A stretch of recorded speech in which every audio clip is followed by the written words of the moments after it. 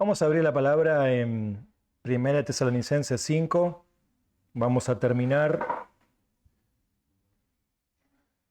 con el capítulo 5 ya es el último, y después vamos a continuar la voluntad del Señor con la segunda carta de Pablo a Tesalonicenses. Solamente quiero recordarles cuál es el tema principal. Sé que lo venimos anunciando esto todos los domingos, todos los miércoles en las pantallas. ¿Pero alguien se acuerda cuál es el tema principal de este libro? ¿Por qué estamos estudiando este libro? ¿Santiago? Muy bien. ¿Y te acordás cuál es el tema principal? ¿Cristo? No, ese es Hebreos. Ese es Hebreos. ¿De qué habla Tesalonicenses? ¿Por qué es importante estudiar esta carta? ¿Para conocer más de Cristo? Bueno, creo que está bien, pero creo que todos los libros apuntan a Cristo, ¿no? Pero hay un tema principal.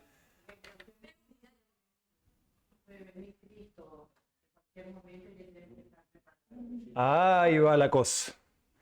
Les voy a leer el tema de lo que es el tema central de esta carta y por qué es importante estudiarlo desde este ángulo y de este punto de vista, ¿no? Cuando Cristo vuelva, que es lo que hemos estado mirando la semana pasada y lo que vamos a mirar hoy, los creyentes van a ser salvados y los incrédulos van a ser juzgados. Esa es la verdad de lo que vamos a ver hoy y de lo que venimos apuntando durante estas semanas y meses anteriores. Por eso, en base a esa verdad de que el Señor viene y de que el Señor va a salvar a los creyentes y va a juzgar a los incrédulos, es por eso que nosotros debemos vivir en santidad, confiando en que Dios es Él el que produce los cambios en nuestra vida.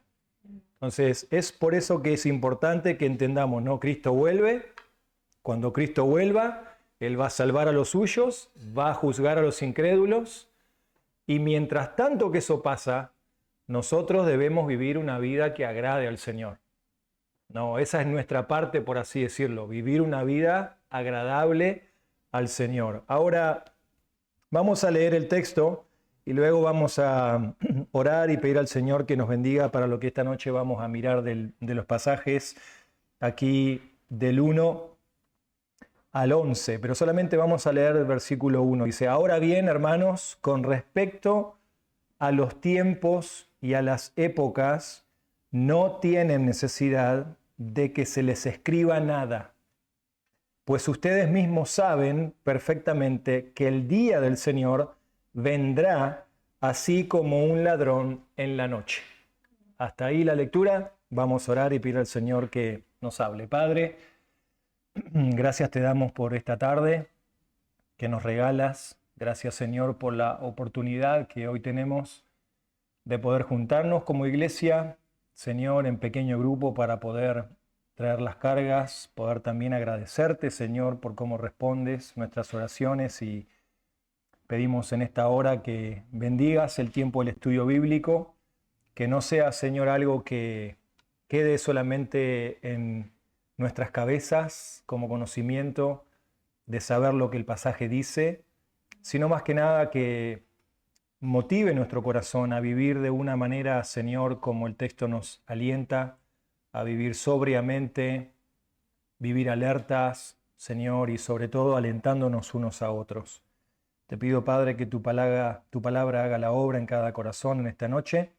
Pedimos que también apures los pasos de aquellos que están viniendo a la reunión, que puedan llegar, y aquellos que no han de venir, Señor, que tú estés con ellos, que tú puedas obrar en sus vidas. Tú conoces las dificultades, conoces las razones, los motivos, Señor, que animes con tu palabra y con tu presencia, Señor, también. Pedimos esto en nombre de Cristo Jesús. Amén. ¿Alguien se anima a decirme cuáles son las dos inquietudes más revisadas en los últimos tiempos? A menos, o sea, dentro de los círculos cristianos, ¿cuáles son las dos inquietudes más buscadas dentro de los círculos cristianos? sea, dentro de todos los círculos cristianos, abarcamos todo lo que son los evangélicos, ¿sí? Los evangélicos, nada más. No estoy hablando de otras religiones. Los evangélicos, ¿cuáles son los dos temas que captan la atención o llaman la atención en la Biblia de los evangélicos? ¿Alguien se anima a decirme? ¿Cuáles son las dos cosas que a los evangélicos le preocupa, por así decirlo? ¿Vale? ¿Cuándo va a ser el fin del mundo? ¿No? ¿Cuándo va a ser el fin del mundo? ¿Cuáles son las señales del fin del mundo? Yo no sé si ustedes se acuerdan, la mayoría creo que se va a acordar, cuando fue el cambio de siglo y fue el año 2000, ¿no? Se cambió el año 2000, ¿se acuerdan que todos los sistemas electrónicos se iban a cambiar del 1999 e iban a pasar ahora al año 2000?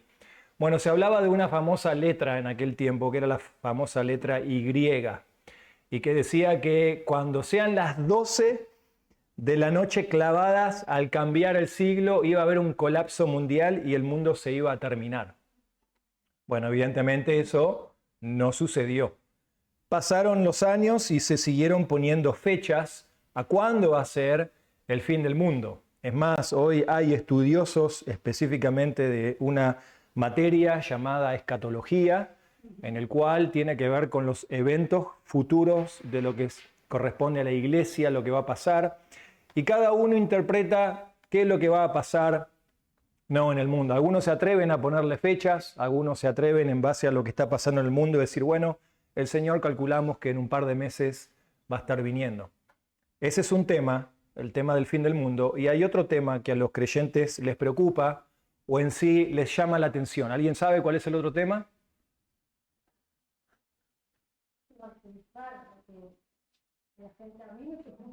Está bien. Muy bien. Poder llegar a más personas, a hablar del Señor. Muy bien, puede ser un tema, pero no es el tema relevante en sí de todos los evangélicos. Un tema central que yo creo que nos debe preocupar en sí y que es, bueno, ¿qué va a pasar conmigo después cuando muera? Ahí está. ¿Qué me va a preguntar el Señor cuando yo me presente cara a cara y ese día se revele la verdad? Porque muchos pueden pensar, sí, yo soy creyente, yo soy cristiano, yo vine a la iglesia, yo hice esto, hice, pero la gran verdad es que se va a revelar cuando dejemos de este mundo y partamos delante del Señor y ahí estemos cara a cara y ahí el Señor dirá, no todo el que me dijo Señor, Señor va a entrar en el cielo. Entonces son dos temas muy importantes que la Biblia habla. Es dónde va a pasar una persona la eternidad cuando muera, al momento de su muerte, y el segundo tema es cuándo estas cosas van a suceder. Son dos temas que tienen que ver con futuro, que nos hacen mirar para adelante, ¿no? Entonces, noten que aquí el apóstol Pablo comienza a abordar uno de estos temas puntuales que tiene que ver con cuándo va a ser el día del Señor. ¿Cuándo va a ser el día del Señor? O, mejor dicho, como dice aquí la palabra, ¿no? Dice, el día del Señor vendrá. ¿Cuándo va a ser el día que el Señor venga? Esa es la gran pregunta para nosotros en esta noche. Entonces, vamos a mirar primeramente el versículo 1 al 3. Del versículo 1 al 3, vemos que estos hermanos tenían una convicción sobre este día. Tenían una convicción en este día. ¿Por qué? Porque miren cómo comienza la palabra. Ahora bien, dice, ahora bien, hermanos, con respecto a los tiempos y a las épocas, no tienen necesidad de que se les escriba nada de esto. Aparentemente era algo que a ellos les urgía en el corazón, el querer saber cuándo el Señor viene. Acuérdense que la semana pasada hablamos del rapto. Hablamos del momento cuando Cristo va a venir a buscar a su iglesia, cuando Cristo va a venir a buscar a los creyentes. Y aparentemente en el corazón de estos hermanos, ellos pensaban que se habían perdido del rapto, y por ende ahora ellos iban a pasar el día del Señor. Y Pablo acá les está diciendo, ustedes no tienen necesidad de que nosotros le hablemos de esto. En otras palabras, como dice también ahí en el libro de Hechos, dice, nadie sabe el día ni la hora. Eso está reservado solamente para el Padre. Pero hay algo que aquí Pablo destaca y es que los hermanos sabían que el día del Señor iba a venir. Era algo cierto, era algo que se creía en la iglesia, no era algo discutido en la iglesia, sino el gran punto era, bueno, ¿cuándo va a venir? Pero acá no estamos discutiendo de los tiempos, dice Pablo. Ustedes no tienen que saber cuándo va a venir. No se preocupen de cuándo va a ser el momento. El punto es que ustedes sepan que el Señor viene. Y la semana pasada abordamos que el tema del rapto es para los creyentes. Ahora, acá el apóstol introduce lo que es el día del Señor. Este día del Señor es diferente a lo que es el rapto de la iglesia. El día del Señor, si ustedes notan, dice allí, pues ustedes mismos saben perfectamente que el día del Señor vendrá así como un ladrón en la noche. Vendrá como un ladrón en la noche. Entonces, ¿qué nos está hablando de esto? De que esto va a ser un momento de repente, esto va a ser algo que es inesperado, díganme ustedes, en estos días, ¿no? Con todo lo que ha pasado en la ciudad, hay varios robos, ayer robaron el Tata, o anteayer, robaron allá en la entrada del puente. Díganme, ¿los dueños estaban esperando a los ladrones para invitarlos a celebrar? No. Nadie lo estaba esperando. Pablo está diciendo, el día del Señor vendrá como un ladrón. Los creyentes están esperando a Cristo porque anhelan su venida. No, entonces el día del Señor está hablando de los incrédulos. El día del Señor va a venir. Ustedes, dice, no tienen que saber cuándo va a ser el día que el Señor trate con los incrédulos, pero este día, dice aquí el texto, vendrá como un ladrón en la noche, que cuando estén diciendo paz y seguridad, entonces la destrucción vendrá sobre ellos repentinamente. Fíjense, ¿no? El lenguaje que usa aquí el apóstol, ¿no? Será un choque aterrador para los que no conocen al Señor. Va a ser un día muy trágico el día del Señor. No va a ser un día de alegría, no va a ser un día de gozo, ¿no? Como va a ser el día del rapto cuando nos unamos con el Señor. Este va a ser un día totalmente diferente. Noten conmigo rápidamente lo que dice segunda de Pedro, segunda carta del apóstol Pedro, en el capítulo 3, segunda de Pedro 3:10. Vamos a mirar algunos textos rápido. Segunda de Pedro 3:10. Segunda de Pedro 3:10. La Biblia dice, pero el día del Señor, ¿ven? Es diferente al día de Cristo, al día del rapto. El día del Señor vendrá como ladrón, ¿ven? Los apóstoles tenían su teología centrada y unificada en algo. Diferentes aspectos lo enfocaban, pero todos sabían que está el rapto, que la iglesia no va a ser parte del sufrimiento, pero que va a haber un día en el cual el Señor va a venir como un ladrón, dice, en cual los cielos pasarán con gran estruendo. Pedro muestra cómo va a ser ese día. Y los elementos serán destruidos con fuego intenso, y la tierra y las obras que hay en ellas serán quemadas. Fíjense entonces que Pedro está unido a la teología del apóstol Pablo y está diciendo que este no va a ser un día bueno. El día del Señor en la Biblia está relacionado a un juicio catastrófico. Es serio. Es serio, entonces esto es el tema de la carta. Creyentes, Dios va a volver. A sus hijos los va a salvar, a los incrédulos los va a juzgar. Es un tema serio, porque implica que yo o voy a ser juzgado, o voy a ser sentado y liberado para siempre y redimido en la presencia del Señor. No hay ida y vuelta. Noten lo que dice ahora Apocalipsis, el libro de Revelación, Apocalipsis, capítulo 6. Apocalipsis, capítulo 6. Ayer estaba leyendo unas cosas en cuanto al cerebro. ¿no? Y cómo la gente hoy en día le echa la culpa al cerebro, ¿no? En cómo una persona con cierto lado del cerebro piensa de una manera, con cierta otra parte del cerebro prefrontal, la parte de atrás, piensa y toma decisiones en base a esto, ¿no? Y muchas veces se le echa la culpa al cerebro de que, bueno, esa persona tiene una enfermedad mental, por eso hace esto y hace aquello.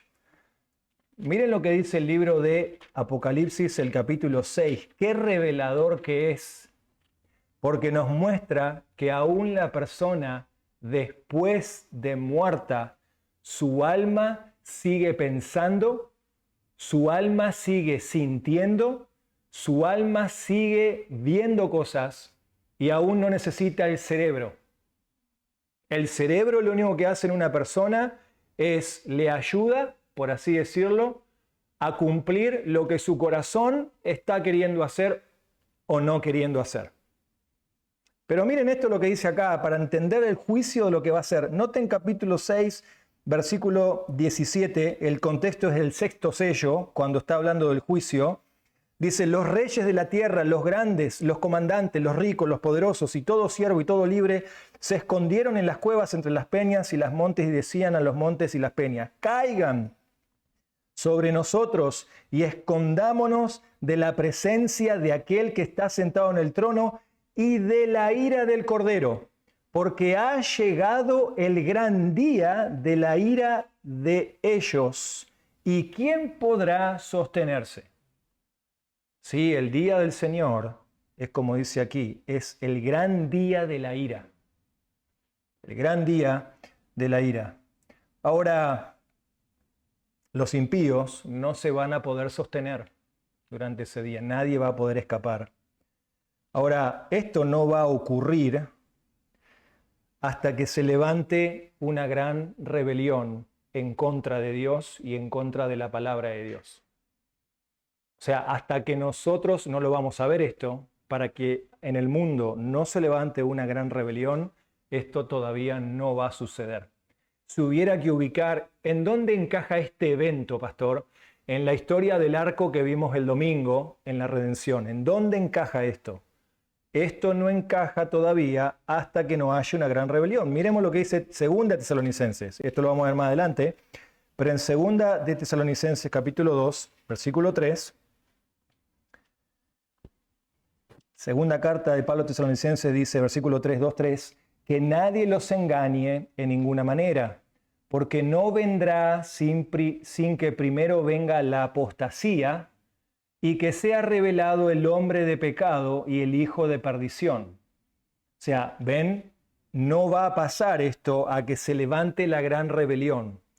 El anticristo, la apostasía, se debe manifestar para que el día del Señor venga. ¿Por qué es importante esto? Porque a veces como creyentes nosotros queremos que el mundo se termine y que Dios haga justicia con nuestros enemigos. Ay, no veo la hora que todo esto se termine, no veo la hora que yo me vaya para el cielo y que Dios se encargue de lo que tenga que hacer con este mundo. No veo la hora que este mundo se acabe. Yo he escuchado a mucha gente decir eso. No va a ocurrir hasta que todo esto en el plan de Dios ocurra. Y debe haber una gran rebelión. La gente se va a ver engañada por los falsos maestros. Aquí el texto en Tesalonicenses 5 nos dice, les van a decir paz y seguridad, entonces la destrucción vendrá sobre ellos de repente. En Mateo capítulo 24 habla que aún los mismos creyentes van a ser engañados por falsos maestros. ¿Qué significa? Que si nosotros no llegamos a estar aquí porque el rapto va a tomar lugar, los creyentes que se conviertan después del rapto van o pueden llegar a ser engañados por falsos pastores que les vengan a decir un montón de cosas que no son verdad y aún sean engañados. Dicen Mateo 24, aún hasta los escogidos pueden ser engañados. Por eso, ¿a qué voy con esto? Es importante que tú conozcas tu Biblia.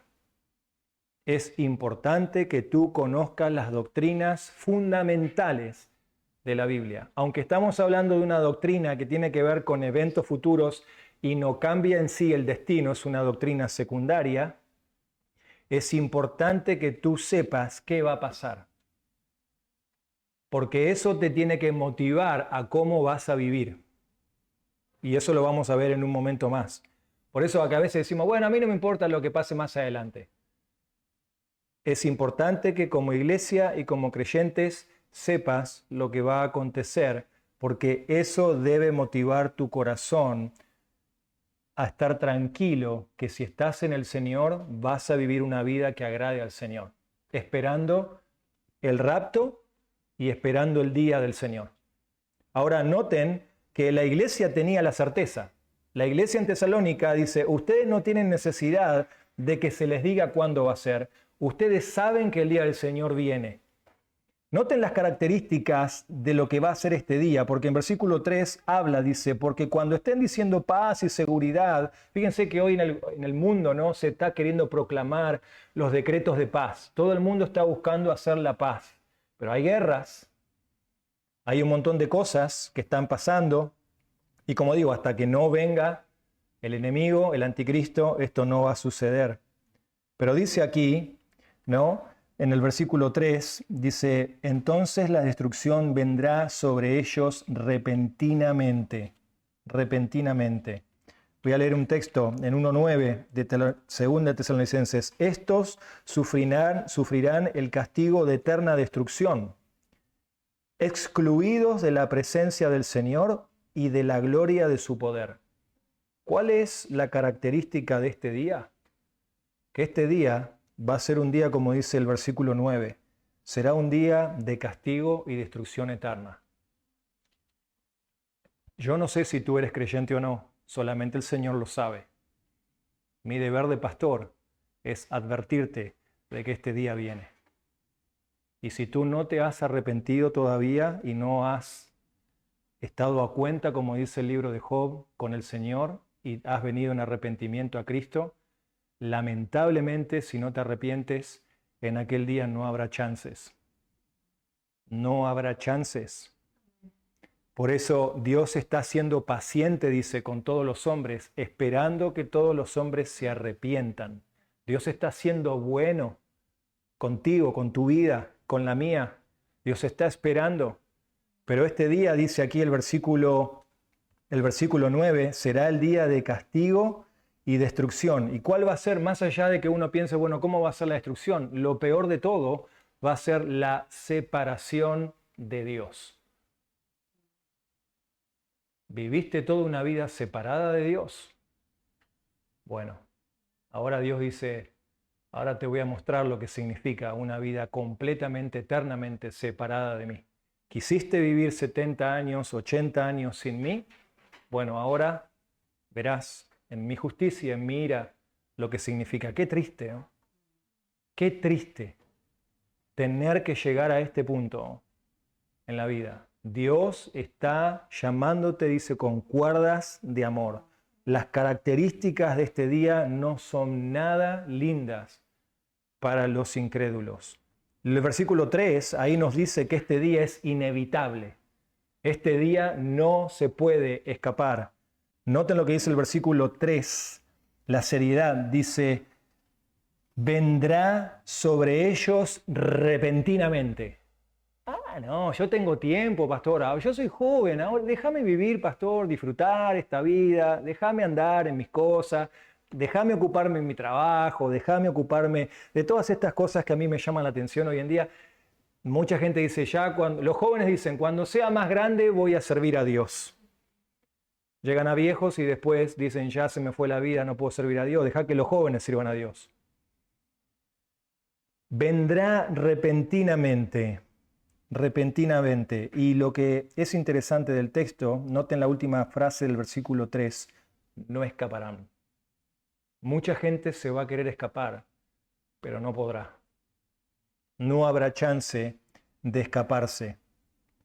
Ahora, como creyentes, nosotros podemos estar tranquilos, que es como dijo el apóstol Pablo, los sufrimientos de ahora, que estamos sufriendo ahora, no son comparables con la gloria venidera nuestra.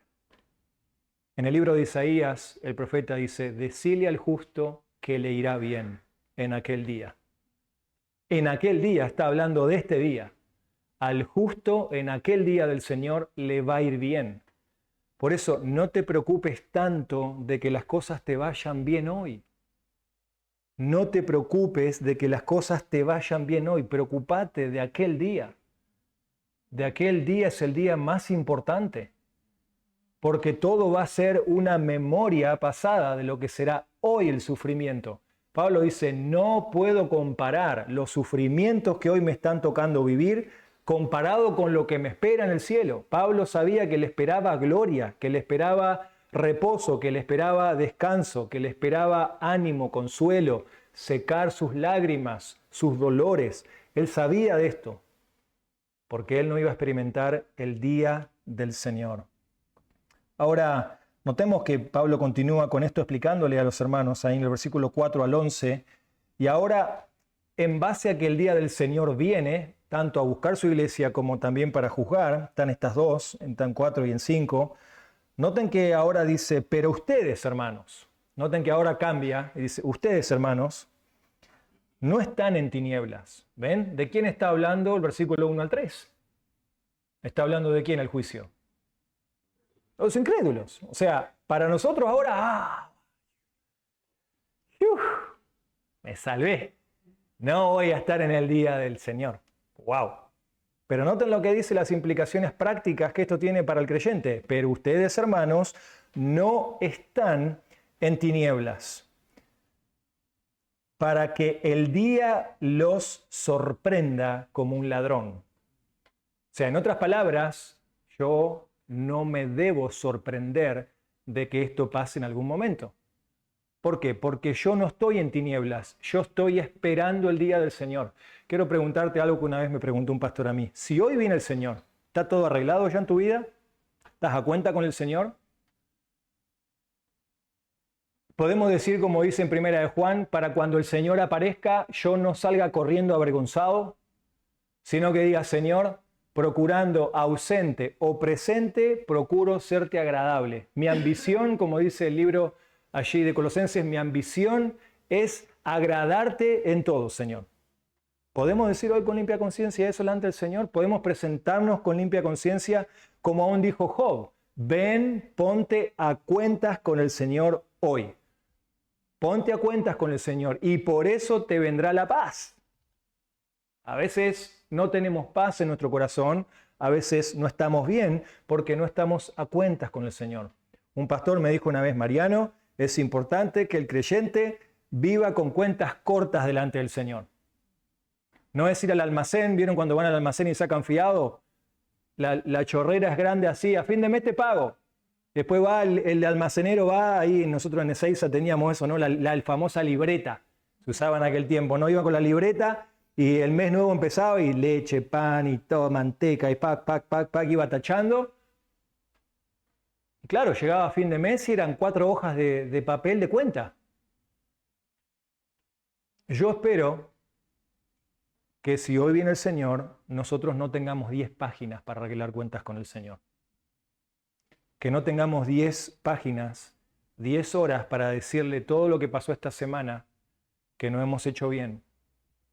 Si confesares tus pecados, dice, Él es fiel y justo para perdonarte y limpiarte de toda maldad. El creyente debe confesar su pecado. El que lo confiesa, dice la palabra, y se aparta, alcanza misericordia. ¿Saben qué pasa cuando David se cayó de su pecado? David hizo silencio y dijo, no, voy a dejar que la cuenta se acumule un poquito. Porque no puede ir todos los días al Señor a pedirle por lo mismo. David dijo, cuando yo hice silencio, cuando callé por mis pecados, ¿saben qué pasó con mis huesos? Se secaron. ¿Vieron cómo un factor espiritual afecta la parte física nuestra? A veces nos preguntamos, che, pero ¿por qué estoy así? ¿Cómo estás espiritualmente vos? Vos sabés que estoy cansado. Está bueno, puede ser el trabajo, puede ser muchos factores, ¿no? Pero ¿cómo estás espiritualmente? David se había secado su vida. ¿Por qué? No había confesado sus pecados. Del momento que él confesó su pecado y se apartó, ahí vino un refresco para su vida. un refresco. Entonces, fíjense, ¿no? El contraste acá, porque él dice, hay gentes que están en tinieblas, son los incrédulos, y ustedes, dice, versículo 5, ustedes son hijos de luz e hijos del día. Hay un contraste bien claro. Los incrédulos son de la noche, tinieblas, los creyentes son hijos de luz. El contraste está bien marcado. Versículo 6, por tanto, ya que nosotros somos hijos de luz, y que el Señor ahora va a juzgar en el día del juicio a los incrédulos, miren lo que dice el versículo 6. Por tanto, no durmamos como los demás, sino estemos alerta y seamos sobrios, porque los que duermen, de noche duermen, y los que se emborrachan, de noche se emborrachan. Pero puesto que nosotros somos del día, identidad, seamos sobrios, habiéndonos puesto la coraza de la fe y del amor y el casco de la esperanza de la salvación. ¿Qué está hablando aquí Pablo con esto?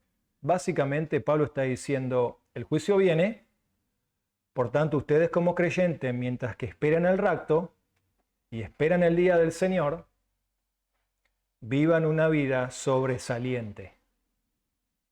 Vivan una vida sobresaliente. ¿Vieron que el texto en ningún momento dice vivan una vida perfecta?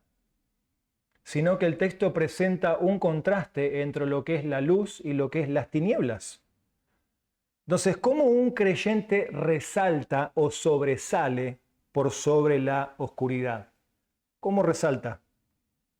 Hay varias ilustraciones en la Biblia, en el Nuevo Testamento, que nos hablan de cómo un creyente sobresale por encima de la oscuridad. ¿Alguien se atreve a decirme algún pasaje?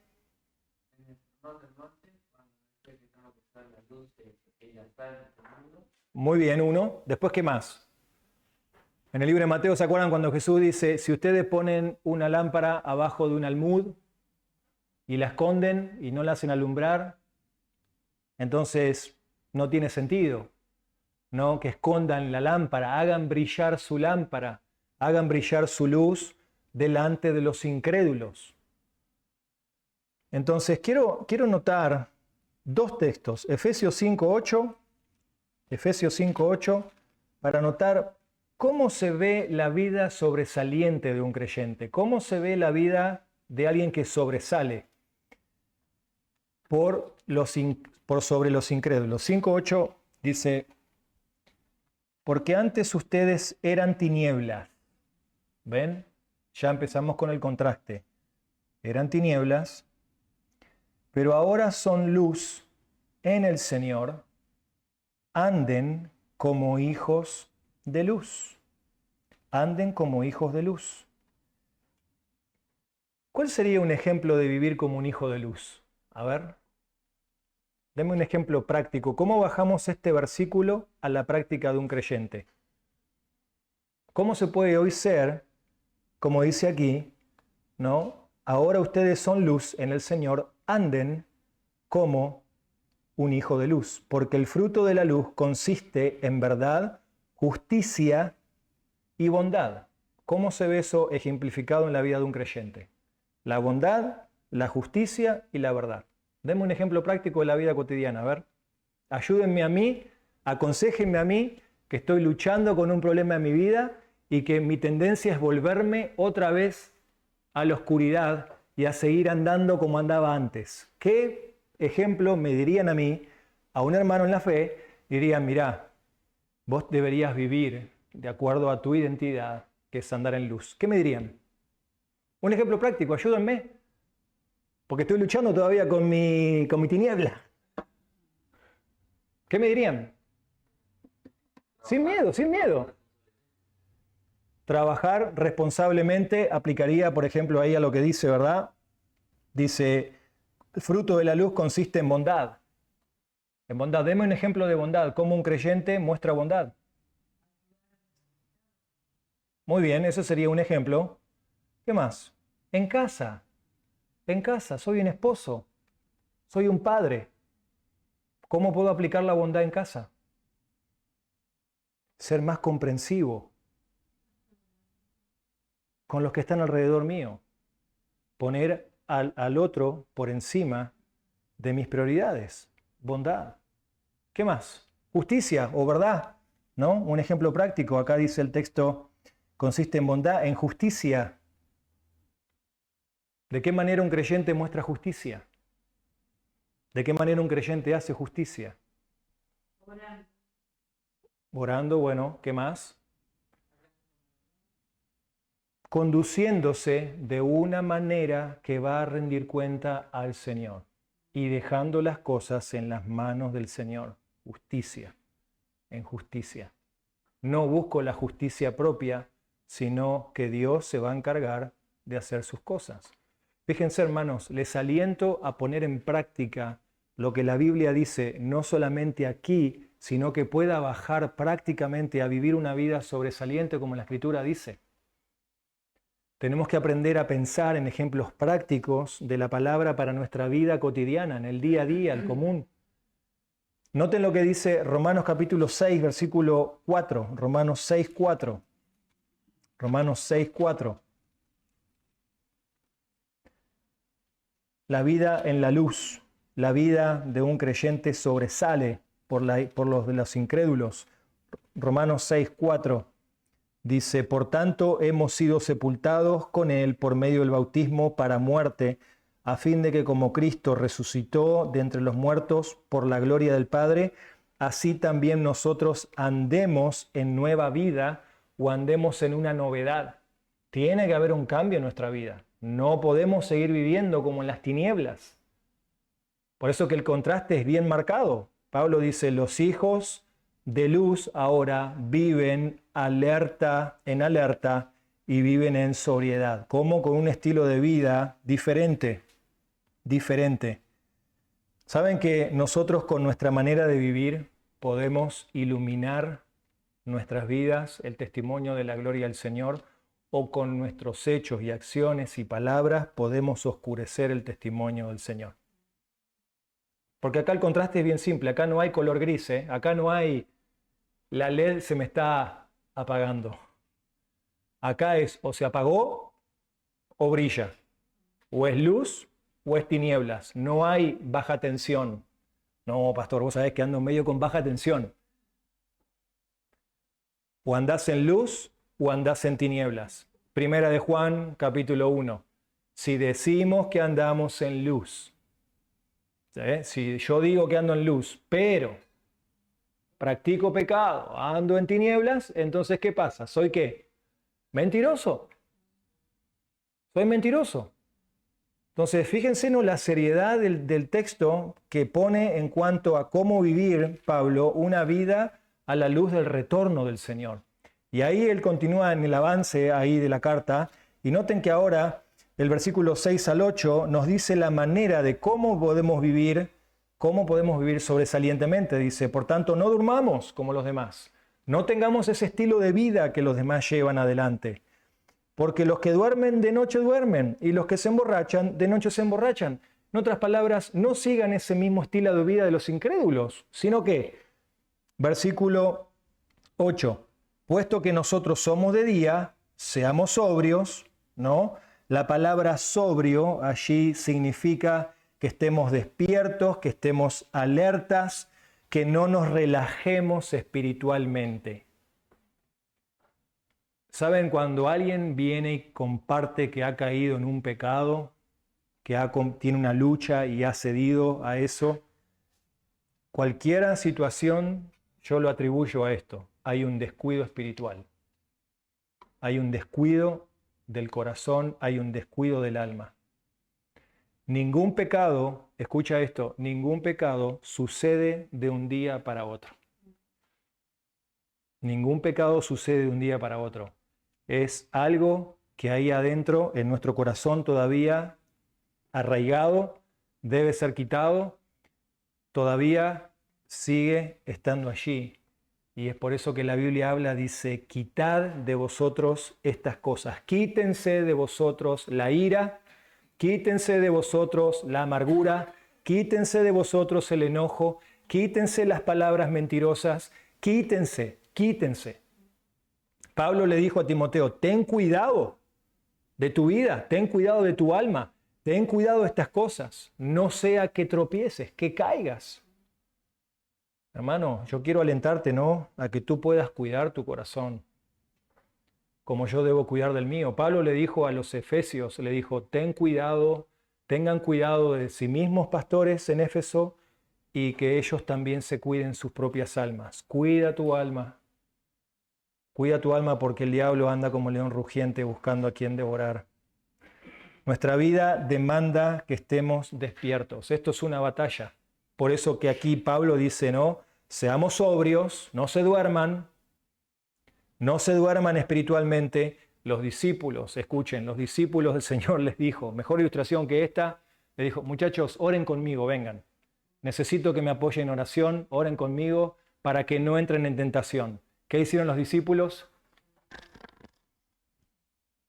¿Qué pasó con los discípulos después que cuando se levantaron dijo el Señor, basta ya, listo, vamos, nos vamos? No pudieron orar conmigo un par de horas, vámonos ya. ¿Qué pasó con los discípulos? ¿Quién aguantó y quién no aguantó? ¿Quién aguantó? Cristo aguantó. ¿Por qué? Él oró. Él es Dios. Y Él nos dejó un ejemplo. ¿Quién falló? Todos. ¿No pudieron orar conmigo una hora? ¿No pudieron cuidarse una hora? ¿No entendieron la seriedad del momento? No, estamos cansados. Trabajamos todo el día. ¿Ok? Del momento que yo no presto atención a mi vida espiritual, voy a pagar las consecuencias. Del momento que yo no cuido mi vida espiritual, más sagrado que cualquier otra cosa en mi vida, voy a hacer lo que dice la palabra. Lo que el hombre siembra, eso cosecha. Oraste por un tema y oraste y lo dejaste en las manos del Señor, vas a cosechar respuesta apropiada en la voluntad del Señor. ¿Te descuidaste?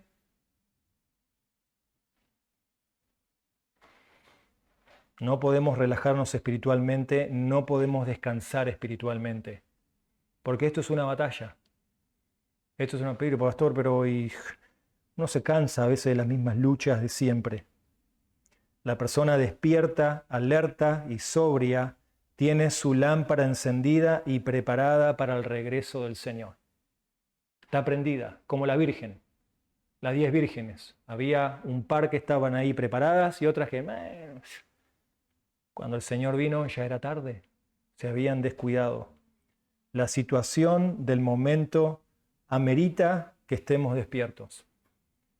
Yo no te voy a aconsejar que hagas esto porque esto sería antibíblico, pero te diría esto, date el lujo de pasar una semana sin orar y date el lujo una semana sin leer la Biblia y no te aparezcas en la iglesia y aislate. No te lo voy a decir que lo hagas, pero si lo quieres probar, ve las consecuencias terribles de lo que sucede. ¿Por qué digo esto? David dijo, mejor es un día, Señor, en tu casa, en tus atrios, en tu presencia, que pasarme la vida fuera de esto. David la tenía bien clara. Él sabía, el día del Señor, yo no voy a estar ahí, pero no puedo pasar un día fuera de la presencia del Señor. Una vida con una conducta sobresaliente se arma para la guerra, se arma para la batalla. La coraza, dice aquí, está la coraza de la fe. Hay que tener fe. Hay que tener fe en las pruebas. No, ahora viene un nuevo año, nuevos desafíos seguramente para tu familia, para tu vida personal, ¿no? En el entorno en el que vos estás, hay desafíos. La vida cristiana es una vida de fe.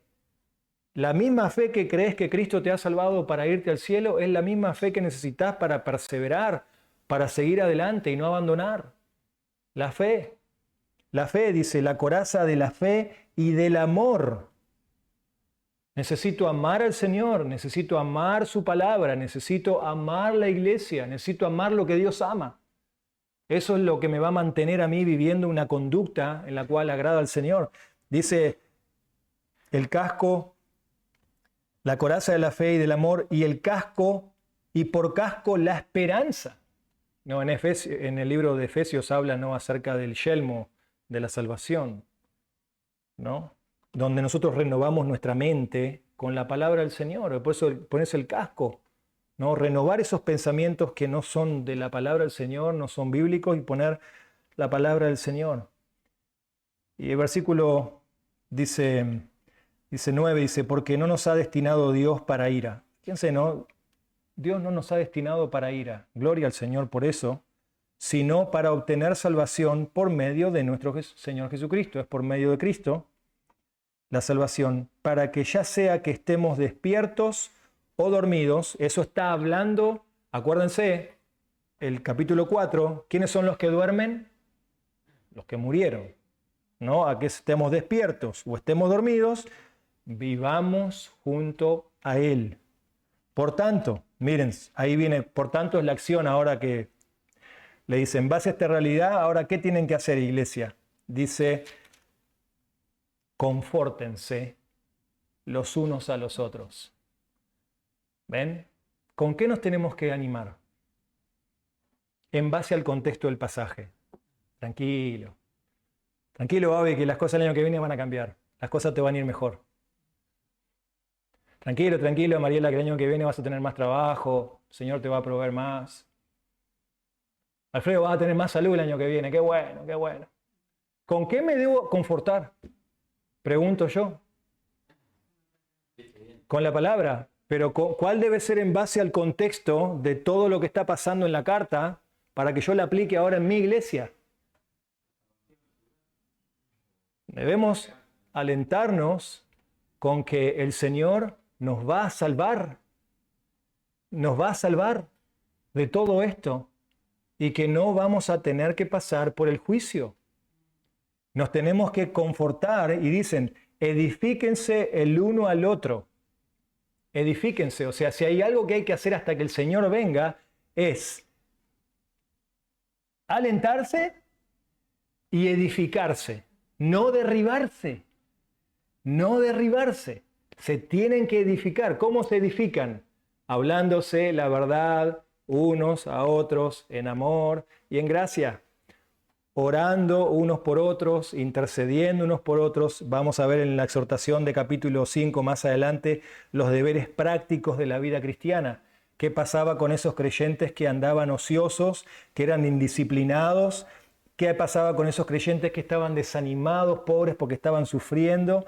¿Qué pasa con esos creyentes que son débiles en la fe? ¿Qué pasa con esos creyentes? Bueno, ahí va a hablar más adelante de eso. Pero Pablo dice, hermanos, por favor, esto es verdad. Cristo los va a venir a buscar y Cristo va a juzgar. Se tienen que edificar, se tienen que animar con estas cosas, que esto es inminente. ¿Te has puesto a pensar si el Señor viniera hoy a buscarte? Te pregunto, ¿estás pronto? Me dirías, sí, no veo la hora de irme, estoy como el apóstol Pablo, partir con Cristo es muchísimo mejor. Bueno, pensá en esto. Todo bien por vos que te vas al cielo y te vas a disfrutar. ¿Te has puesto a pensar si has dejado una vida intachable detrás, como la de Enoc? Que la Biblia dice, Enoc se lo llevó Dios, él no vio la muerte, y las obras de Enoc se hablaban, la gente hablaba de Enoc. ¿Dónde está Enoc? ¿Dónde se fue? ¿Saben por qué? Porque las obras de Enoc eran buenas. Se lo extrañaba. O en otras palabras, hablando en carmelitano, te vas y dejas un choclo atrás tremendo.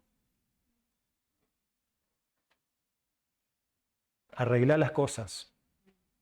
Vivir delante del Señor con limpia conciencia es vivir una vida agradable al Señor. No perfecta, pero arreglar los asuntos que tenés que arreglar ahora, antes de la partida, porque después ya no hay chance. Entonces, viví de una manera que agrade al Señor, para que cuando estés frente a su presencia no tengas nada de qué avergonzarte. Pues ya el Señor ya ha perdonado esto, pero recuerda, el creyente va a pasar por el tribunal de Cristo, las recompensas. Y el Señor va a pasar todas nuestras obras, toda nuestra vida, y muchas cosas se van a quemar. Se van a quemar y vamos a quedar sin recompensa. Yo no quiero quedar así. Espero que tú tampoco. Por eso es bueno vivir una vida a la luz del retorno del Señor. Oramos, Padre, gracias. por este tiempo en la palabra, que sea exhortativa, que sea, Señor, edificante y que nos llame la atención Señor, ya cerrando este año, sin poner fechas, sin hacer, Señor, lo que estos hermanos de tiempo atrás quizás sentían la urgencia de ponerle algún momento. Nosotros hoy con el texto bíblico podemos decir con exactitud que tú vienes porque esa es nuestra convicción. Es inminente. Tu palabra dice tú vienes pronto por la iglesia. Señor, aún quizás podría ser esta noche si tú lo tienes determinado. Ayúdanos a estar a cuentas contigo, ayúdanos a estar a cuenta con los demás. Ayúdanos, Señor, a poder vivir una vida agradable a ti. Ausente o presente, dijo Pablo, ambicionamos serte agradables. Te pedimos, Señor, tu bendición ahora, en el nombre de Jesús. Amén. ¿Vos podés tomar los motivos?